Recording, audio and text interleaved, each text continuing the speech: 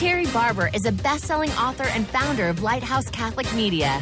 Jesse Romero is a retired law enforcement officer, a former kickboxing champion with a master's degree in theology. And together, they share a passion for evangelization and PhDs in common sense. You're listening to The Terry and Jesse Show on Immaculate Heart Radio. To join the show, call 888-526-2151. Here's Terry and Jesse. What an honor to be in your car, in your living room, probably in your office. Pull up a chair.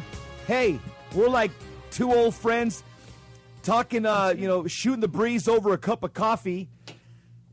Have you heard the gospel today? You know what the word gospel means, by the way? It means good news. In comparison, if you read the LA Times, New York Times, ABC, CBS, NBC, MSNBC, Fox News, etc., most of the times we have bad news.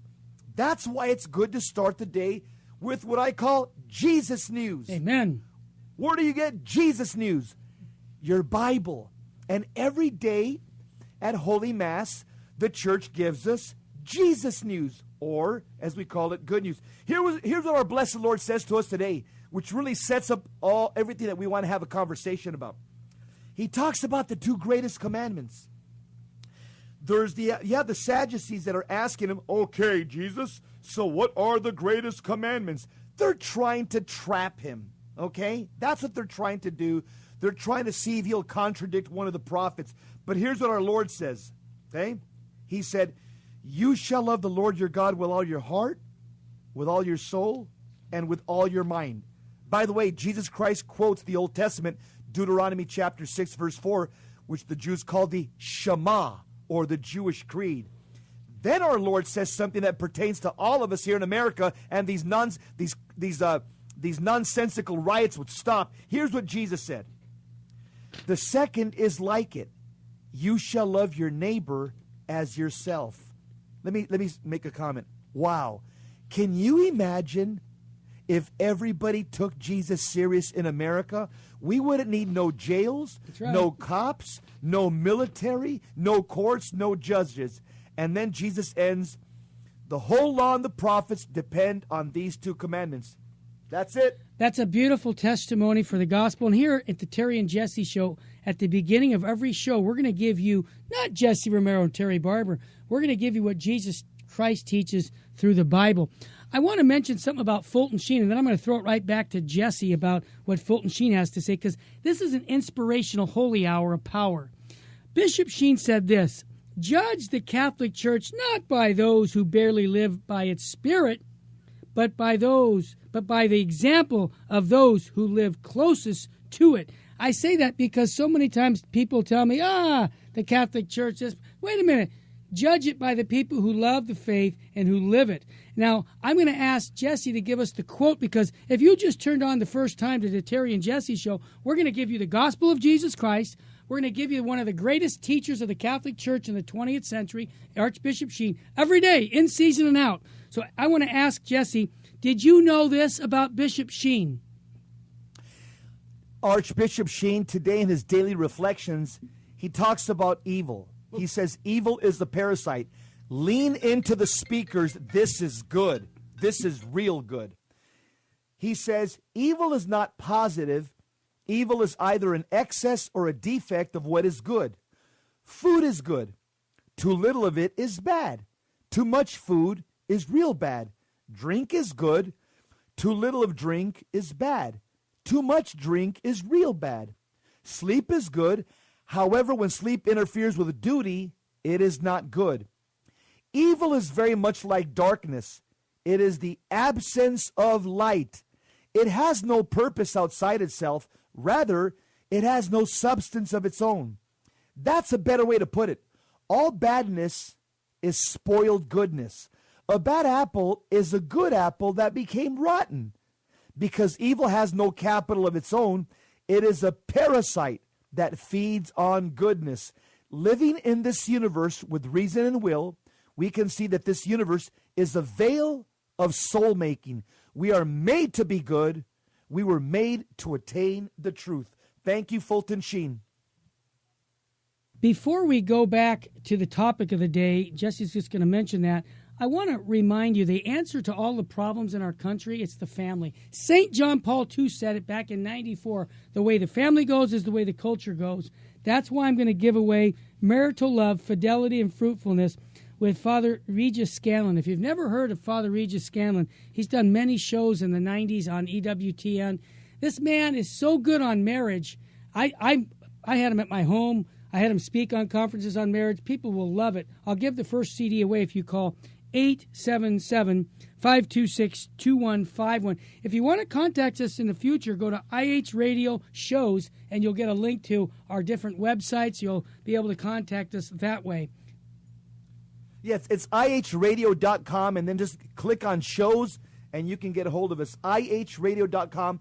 Click on shows, you can get a hold of us. Did you hear about what happened in Rockland, California? Unbelievable. And do you have a problem with this? There's a kindergarten that celebrated a 5-year-old transgender transition right in the classroom. And obviously, kids were traumatized. You know, this is what happens when God's kicked out of our schools. That's right. This is an example of values clarification in our schools. In other words, values clarification is the ideology in public schools of there's no right and there's no wrong. So what happened, Terry, in this well, what show in happened, Rockland, California? what's so sad about it is without the parents even knowing what was going to happen, this 5-year-old boy, he underwent what they call a transition ceremony in front of his classmates. The boy left the classroom at the school dressed as a boy and then returned dressed as a girl.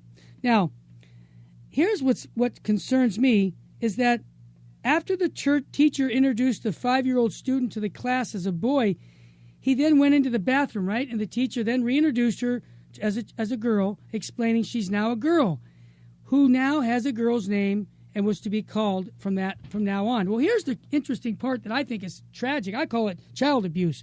The report said the ceremony traumatized some of the students, including girls who went home crying to their parents, asking if they were going to go turn into a boy. See, many parents are upset, and they should be upset. But like Jesse said, when you throw God out of the school, then there's no right or wrong. And so the parents are upset. They're complaining to the school. But the school is saying, we did nothing wrong. This is just, we have to have diversity in our sex education.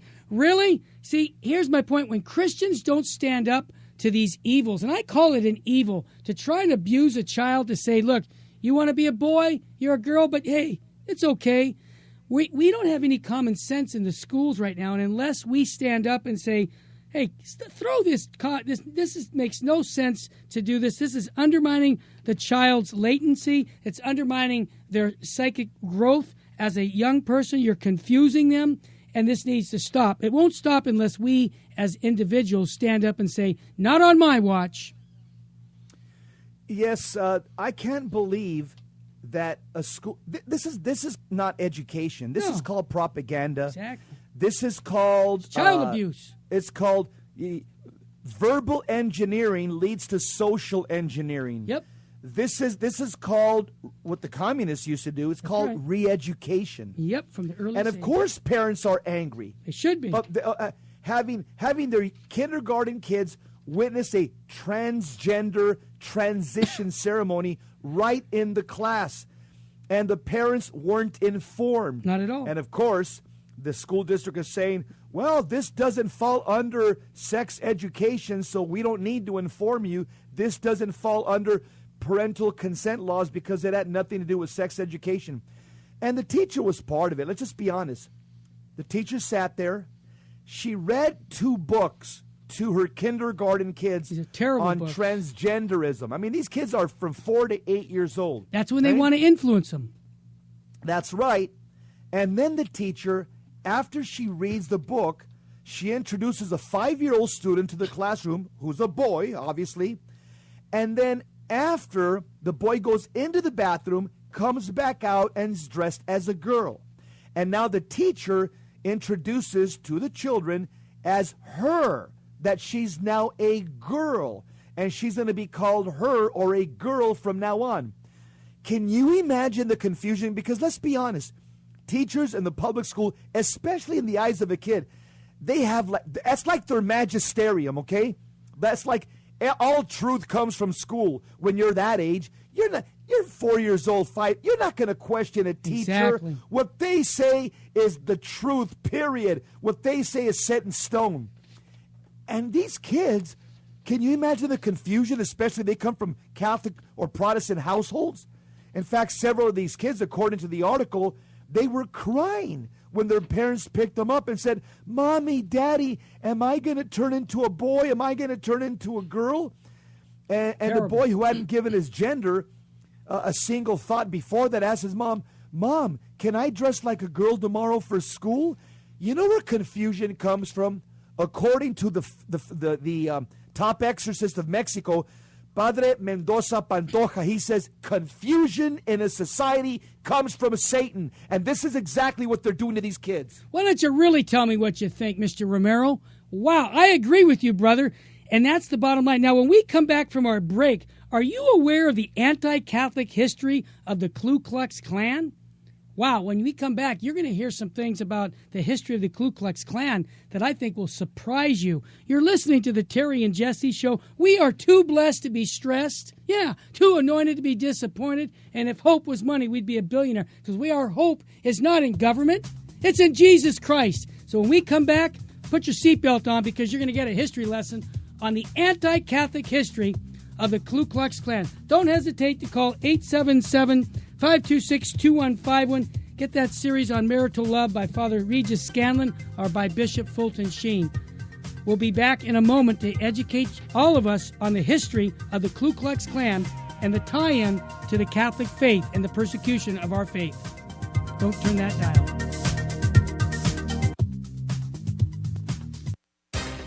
Back to the Terry and Jesse Show on Immaculate Heart Radio. Want to join the conversation? Call 888-526-2151. Now here's Terry and Jesse. Pull up a chair, pour yourself something to drink. Let's have a conversation. Did you know that the Ku Klux Klan from the very beginning has targeted the Catholic faith? Yep. That's just the facts. There's an anti-Catholic history associated as a direct result of the Ku Klux Klan. Do you feel personally disrespected? You know, the Catholic Church was persecuted at the onset when the Ku Klux Klan started from the Southern Democrat Dixies. Right from the onset, the Ku Klux Klan started persecuting African Americans, Jews, and Catholics. Specifically, the KKK was founded by disbanded Democrat Confederate soldiers on Christmas Eve back in 1865. It was a secret fraternal society that quickly transformed into this paramilitary group that were bent on fighting Reconstruction and also bent on fighting the advancement of African Americans, Jews, and Catholics. And I don't know if you realize, but there's a great historian, in fact, one of the greatest church historians here in America, called Philip Jenkins from Baylor University. He writes that the KKK, they were decidedly anti-Catholic, and this appealed to the Protestant America at the time, which were the majority, which still are the majority. And most people don't realize, did you know that the Klan was above all a Protestant movement, according to Dr. Phil Jenkins?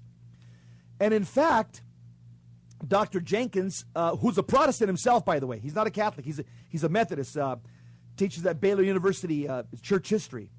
Okay, he says that prominent leaders were the prominent figures of the Ku Klux Klan. And in fact, he says that Protestant clergy, they were prominent in the leadership of the Klan Crusades, and they're the ones that consecrated this whole, fiery cross that they would burn, that basically it was a sign of militant Protestant Christianity. And Dr. Phil Jenkins also said that every lodge, every Klan lodge, had a chaplain that was a Protestant minister. And so the KKK's anti-Catholic bigotry started right from the very beginning against the Catholic Church. So here's what I'm saying. Catholicism and the Klan and racism in general are incompatible. I say the same thing. Another secret organization, and I don't mean to change it, but Freemasonry. They're in the same bunch, a group. They're anti-Catholic.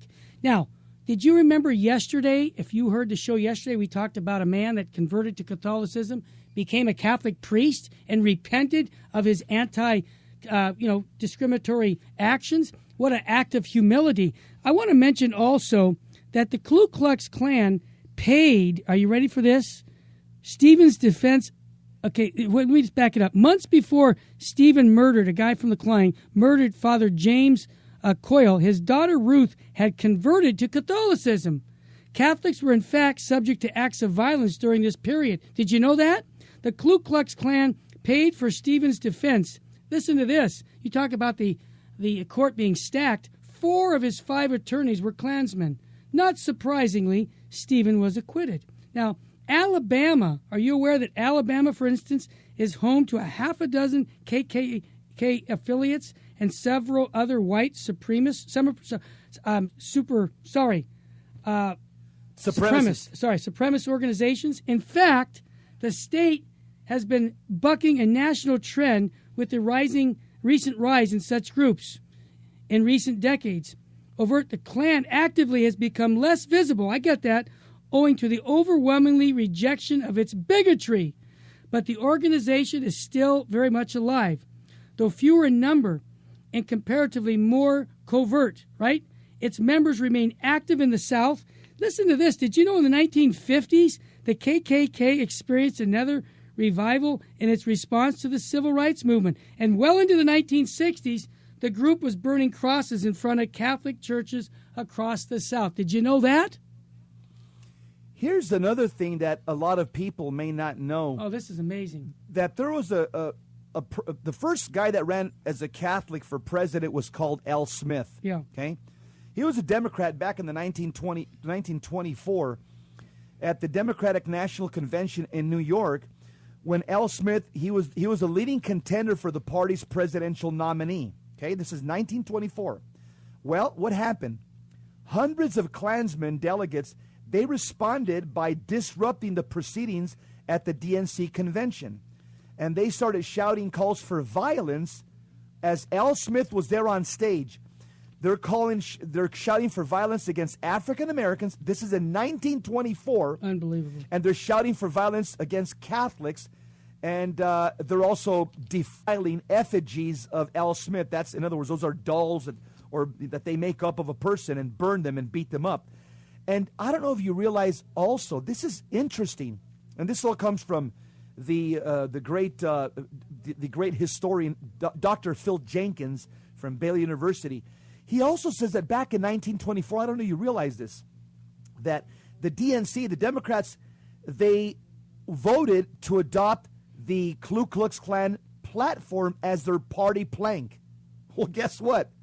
The Democrats came within one vote of adopting the KKK platform plank, voting against it 543 to 542. In other words, the Democrat Party, by one vote, they almost adopted the KKK as part of their party platform in 1924. Did you know, though, in the 1990s, as recent as 1990s, Mother Angelica, who started a beautiful work in Alabama at Huntsville with her chapel that was being built, in the 1990s, this is not that long ago, the KKK sought to intimidate Mother by lighting bonfires and holding meetings along the Mulberry River opposite to the nuns' church. What does that say? It's not, 1920s, we're giving you that. That was tough. But it's still going on today. Are you aware of that? I wasn't. How about you? And you can even see a tinge of racism still in Alabama because there's a picture I'm looking at here. This is in Huntsville, Alabama, where the mayor and the city council, they posted directional signs pointing the way to almost a dozen different Protestant houses of worship. And guess what? The sign says Assemblies of God this way, Baptist that way, Church of God this way. Guess which church the mayor and the city council of Huntsville, Alabama omitted to put on the sign? Of course. It's a 100-year-old Catholic mission located less than 3 blocks away from the sign. It's called St. Boniface Catholic Church.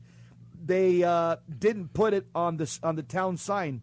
I wonder why. I guess it goes to show you The white supremacist people believe they're just anti-black. No, they're not.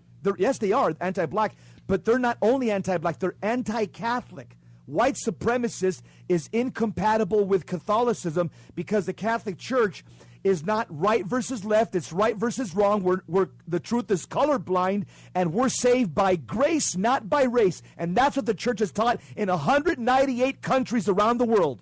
Well said. I think that this needs to be said. Coming from the West Coast, where most of our listeners are at, are you surprised to hear the history of the Ku Klux Klan? If you're a person who has relatives in the South that you've had experience like this, give us a call toll-free at 888-526-2151. That's 888-526-2151. I want to just say one last thing about the Ku Klux Klan and people. These are secretive organizations just like the Freemasonry. And it's interesting that we Catholics have been the target for these groups, and I think I can understand why. They see us as the enemy because, you know what? We don't buy into racism. We don't buy into this idea that a certain race is higher than another race. You know who they're supporting? People like Adolf Hitler. Yeah. And so can you imagine what they would think about the Catholic Church? Like Jess said, the truth has no color. We're saved by grace, not by race. This is an important fact that we want to put out. And if you have a question or comment on that, our number is 888-526-2151.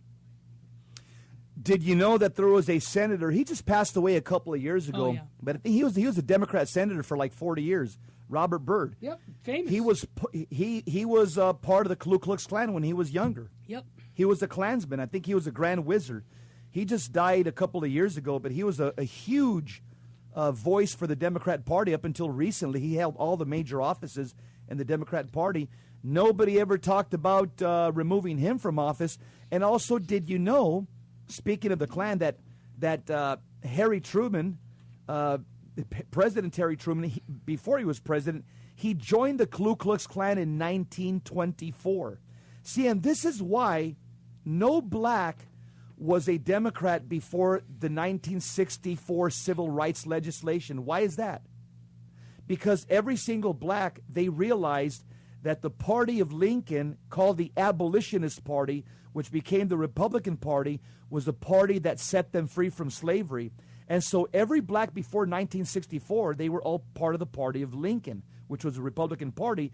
And it was only up until the 60s, up to the present moment, that they switched parties, and that's the topic for another show. And it's an interesting topic. It certainly is. When we come back, we want to give you some information that both Jesse and myself are researching that's tied in to some of the riots that I think would be very interesting. We're going to still research it even more, but you're going to be surprised with what we have to say on the information we're getting about Charlottesville, because I think it's shocking, at least for me. And I would say Jesse, being a former cop for 20 years, I'm going to ask him. I think he's shocked by the information. You're listening to the Terry and Jesse Show.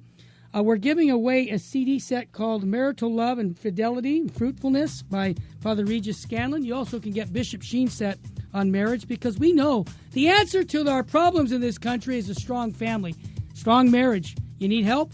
We got it. Call 877-526-2151 to get your CD. I'll give the first one free.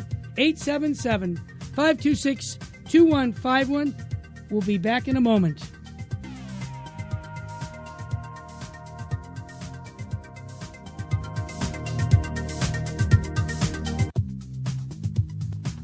This is Bishop David O'Connell, and you're listening to the Terry and Jesse Show on Immaculate Heart Radio.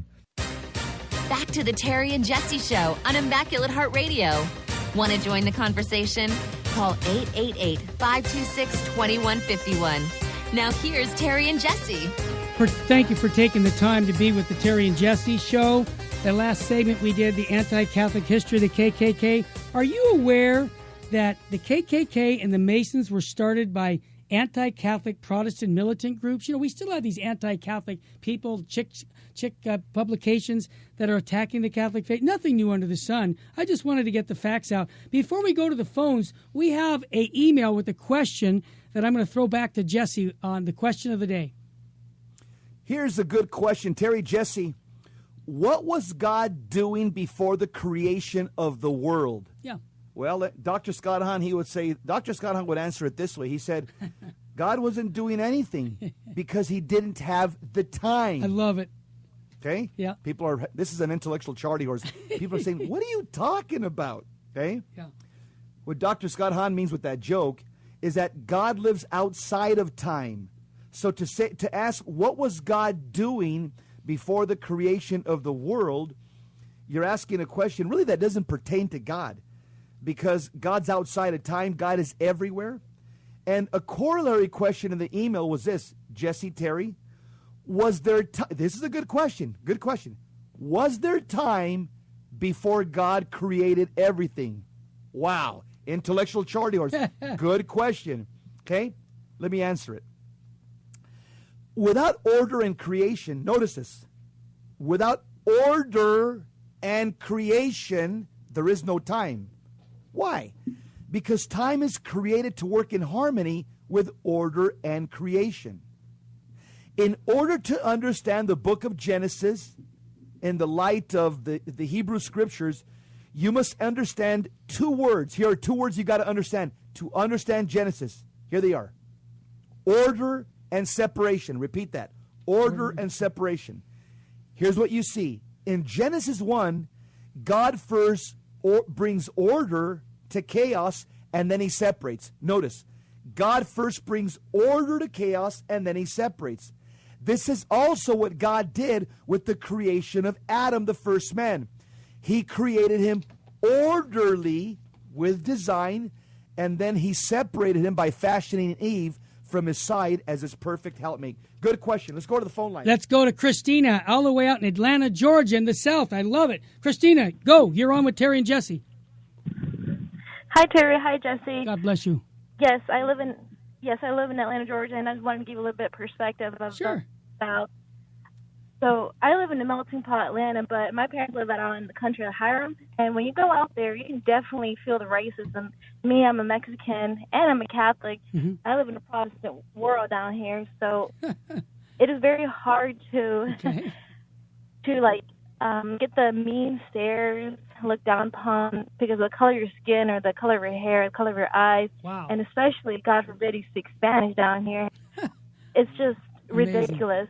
And I feel that we have to all come together as brothers and sisters. We're all children of God and Amen. have to love our colors of the color of our skin. Right. Well, thank you for your call, Christina. And I'm so sorry that that's happened. We don't see that here on the West Coast. So you're confirming what we've been describing. And may God bless you and persevere in the faith and evangelize out there, okay? Amen. Amen. God love you. Keep listening. Take care. Let's go to Eugene in Los Angeles. Eugene, go. Welcome. Good morning. Good morning, guys. Hey, brother. Go ahead. What's on your mind? Anyway, you mentioned about the Communist Party, who are very anti-Catholic, and you mentioned yesterday about Margaret Sanger, who herself was, I believe, raised as a Catholic and got to hate the Catholic Church. And anyway, a lot of people don't know it, but she worked with Woodrow Wilson. Woodrow Wilson referred to himself as a progressive, as do people like Barack Obama, Hillary Clinton. And a lot of people don't know that the Progressive Party is something that evolved from the Communist Party.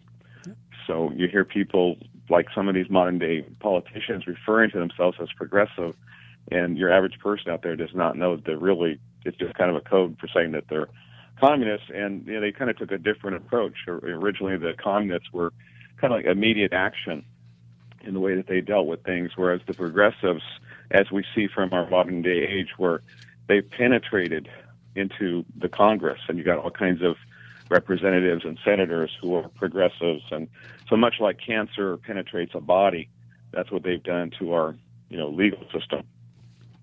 Got it. Thanks, Eugene. Sure. Eugene, thanks for that. Thanks for the weighing in on the program. And Gene came from a historical perspective. Very interesting. I've read the same thing. Yeah. I want to come from a biblical perspective about what's the danger of progressive thought. A lot of people say, well, you know what, I'm progressive. And a lot of people say, no, that's cool.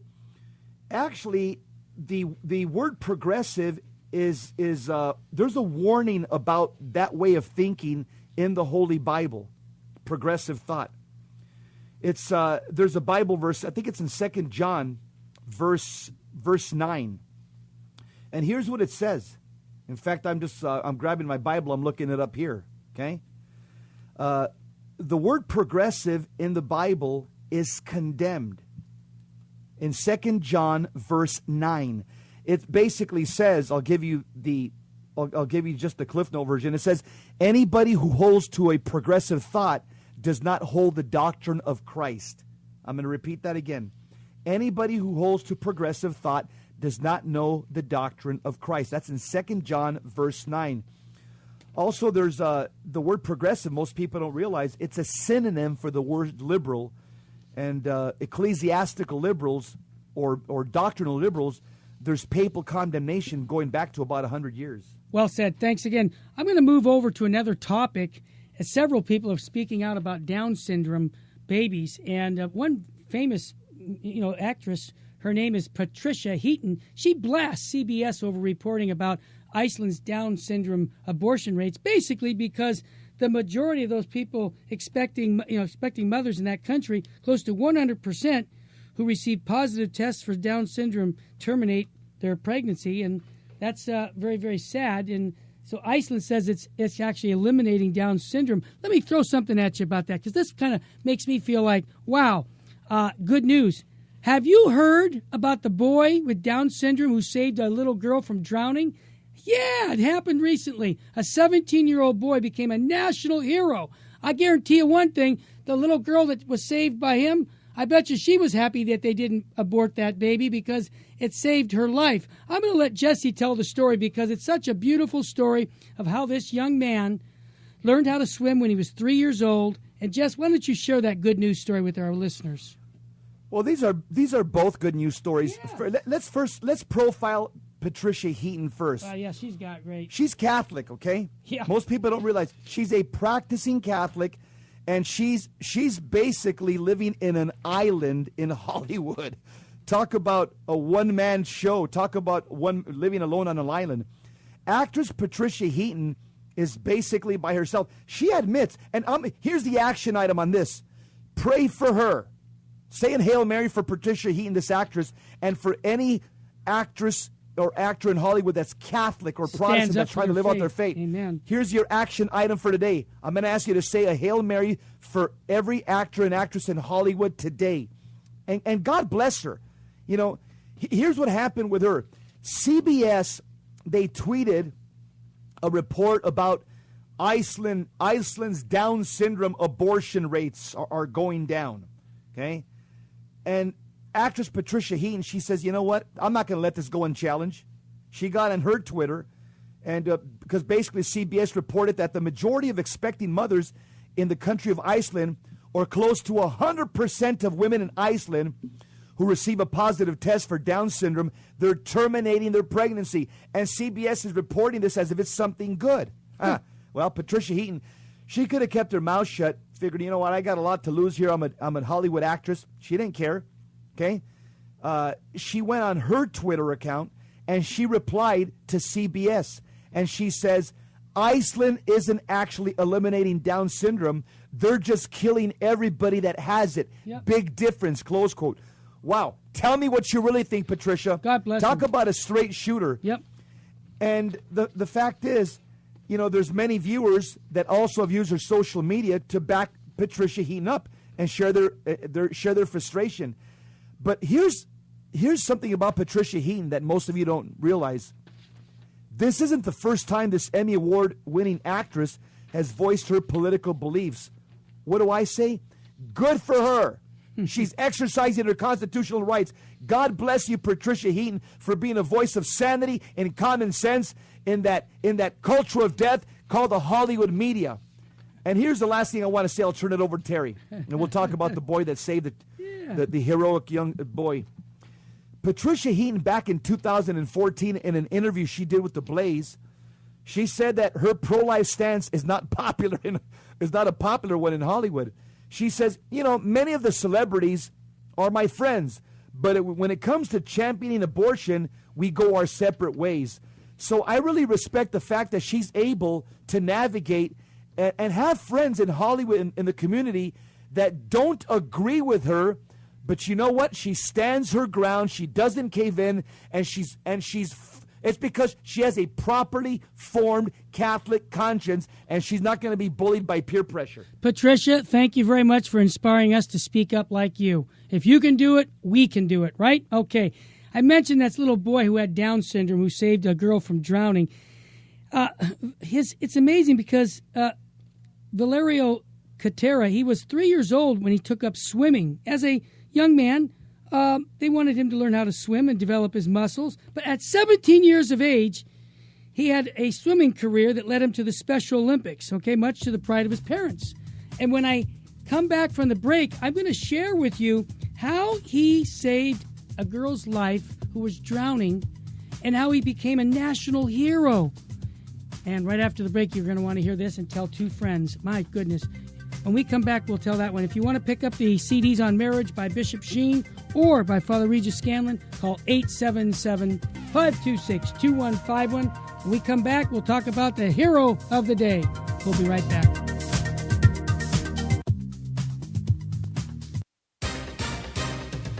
This is Dr. Scott Hahn, and you are listening to the Terry and Jesse Show on Immaculate Heart Radio.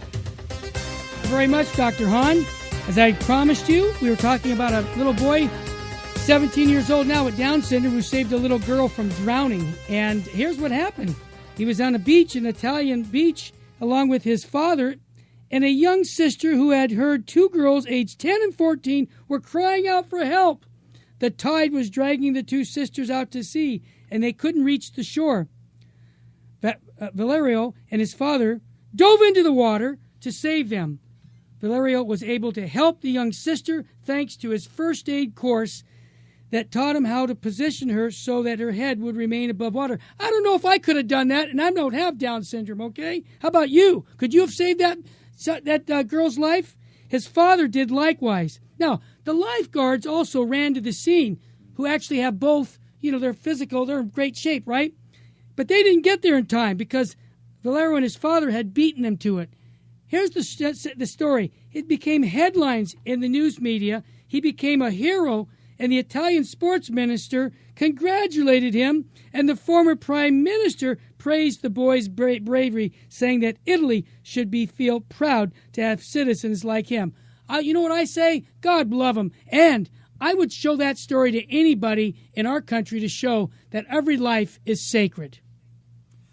Imagine if this kid was born in Iceland. No, well, he wouldn't have happened.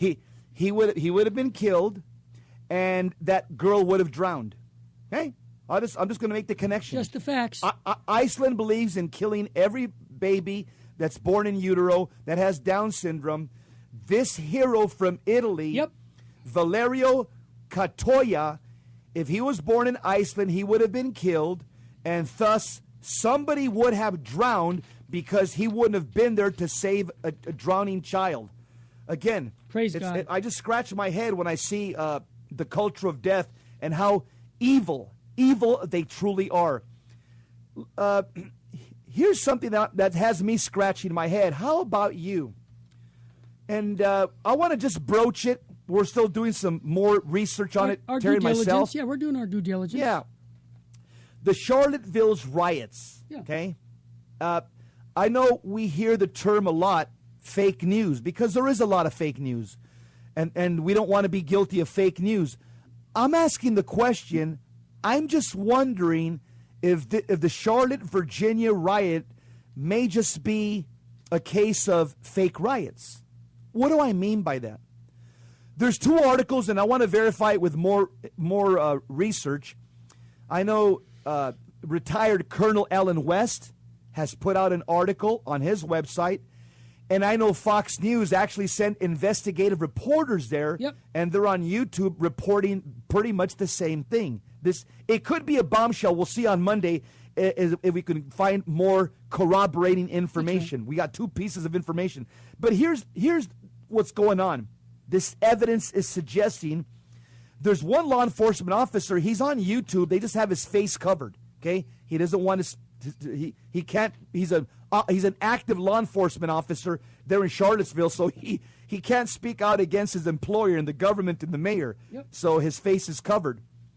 But he said that this one law enforcement officer, he's come forward because he says he had to clear his conscience. He could no longer live with what was happening, and he had to reveal the truth according to him. He said what went down in the city, the riots, it was not only condoned by city governance, he said it was intentional, he said it was orchestrated, and he said this riot may have been planned as long as May. Is this microphone on? Oh, my goodness. Are you listening to what I'm saying? This unidentified police officer who's on YouTube, he said that the Charlottesville Police Department, they were specifically told to bring the radical left and right-wing groups together to instigate violence, and then the police were told to stand down once the violence ensued in a deliberate effort to ignite a race riot. I got another text right now, and I'm going to see what source this is from, that this officer is actually said that he saw the rioters, both the white supremacists and Antifa, coming off of the same bus. So I'm going to try to verify that for Monday. Before we do that, we have a great story to end on. I just want to ask you, Jesse, for those who don't know it, you've spent 20 years as a policeman. You were at the rally on Tuesday in Phoenix with the Phoenix police. In all of your years as a policeman, did you ever get ordered to stand down when you were at a riot, Jesse? Honestly, be honest. I was in the King, right? LA riots back in the 90s, early 90s. Right.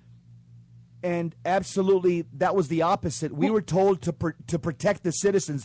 We were told by the sheriff back then and by the Board of Supervisors that we had to be proactive, that we had to go out there and we had to immediately apprehend any insurrectionists or anarchists or anybody that was committing a crime. Why? Because we realize, law enforcement realize, that if you let something go, it's like lighting a match. It becomes a forest fire. You got to stop the match. You got to nip it at the bud. And so when you see one anarchist, two anarchists, three anarchists, you have to immediately go. That's what you get paid for. You have to immediately go and confront them and apprehend them and remove them. Because when you do that, the other people say, wow, this is what's going to happen to me if I throw a bottle or a rock or if I try to, throw a Molotov cocktail or something. So you could see that the Charlottesville Police Department, based on the article that I read from Alan West and Fox News, this officer was very disheartened with the government and his department ordering the police that are trained to do this protect us. That's what they're trained to do. They're ordered to stand down and watch this riot. And again, he says, I think this thing was planned from the very beginning. And of course, I'm going to end. Why was it planned? Here's why I believe it was planned. And we'll find out more on Monday. To make President Trump look bad, as if there's these riots happening all over the country under his watch to try to paint him as a racist president. That was my take, that last two sentences. At the expense of life. Wow, if that's true, one day we'll follow that up. I'm sure glad they didn't do that in Phoenix. Boy, am I glad that didn't happen. I want to leave on a good note. Jess, we have such positive story here out of Russia. Could you share that with our listeners? It's great. This is incredible. You have a Russian couple. They're sitting on the beach. It's Sochi Beach. It's in Russia, and it's right along the coast of the Black Sea. So they're watching these dolphins. They're fascinated because there's dolphins that are, 12 dolphins that are swimming close to the coastline. Then this couple, and other witnesses were there, by the way, but it was this colonel and his wife. They're the one that report this, but there was many witnesses to this event. All of a sudden, these 12 dolphins, notice the number 12. Very interesting, 12 apostles. Exactly. Okay? They swim all the way up to the beach itself. So the colonel and his wife are saying, what? They're bewildered because they know dolphins are smart animals. They're saying, what are these dolphins doing right up against the coastline? Suddenly, they saw that the dolphins threw something out of the water and then they swam off. So the colonel and his wife went to see what it was that they threw out of the water onto the shoreline. Well, the object that they picked up was covered with mud. They cleaned it up a bit, and then they saw that the object that the dolphins had delivered to the shoreline was an icon of Mary, the Mother of God, in Greek, Theotokos. And the colonel and his wife were saying, is this some type of a sign? This icon that was on the bottom of the ocean floor, obviously, and the dolphins, they had the instinct to take this icon from the bottom of the ocean floor and bring it to the shore and throw it to the shoreline where there was people there that were believers. This colonel and his wife are saying, I don't know, to me this sounds like God is speaking to all of us, speaking to me, speaking to all of us here in Russia, that Mary is with us and Mary's going to do something powerful any day now, anytime now. And that's not the only story. If you go to ihradio.com shows, it happened another time. Again, because of that story, I'm going to give away the Rosary, How to Pray the Rosary by Father Donald Calloway, that little 75-page booklet with the Rosary being prayed. Teach someone how to pray the Rosary by calling 877-526-2151. I'll give you that. And you be that instrument in teaching people how to pray. The Rosary is our peace plan that Our Lady of Fatima talked about. And you can participate in this world that's going crazy. And we can teach them about Our Lady and the Rosary, just like those dolphins taught us about Mary being the Mother of God. We like to leave on a good note. We'd love to have you come back. Again, Monday, we hope to have more information on Charlottesville that's going to probably shed some light that will blow not just you away, not me away, I think a lot of people away, because this violence has to stop. I think you would agree with that. Can we leave on Bishop Barron's comment about it, Jess? We had one more thing about Bishop Barron. Can you? Oh yeah, Bishop Barron just posted something yesterday on social media. Go ahead. And he talked about the senseless racism that we see. Yeah.